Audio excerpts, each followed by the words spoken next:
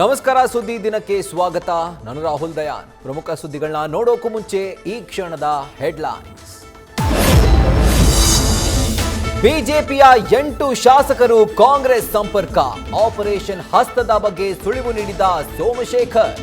ಡಿಕೆಶಿ 140ರ ಸಂಖ್ಯಾಬಲದ ಮಾತಿಗೆ ಧ್ವನಿಗೂಡಿಸಿದ ಪ್ರದೀಪ್ ಈಶ್ವರ್.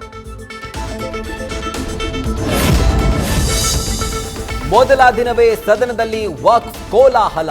ಪಂಚಮಸಾಲಿ ಹೋರಾಟದ ಕಿಚ್ಚು ಕೂಡ ಧಗಧಗ. ಬಿಜೆಪಿಯಲ್ಲಿ ಒಬ್ಬೊಬ್ಬರದ್ದು ಒಂದೊಂದು ದಾರಿ. ಗೆದ್ದ 3 ಪ್ರಮಾಣ ವಚನ.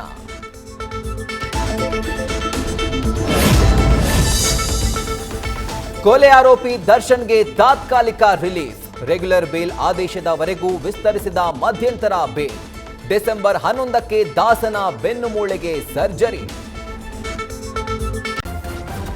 ನ್ಯೂಸ್ ಫಸ್ಟ್, ನಿರ್ಭೀತಿಯಿಂದ ನಿಮ್ಮ ಪರವಾಗಿ.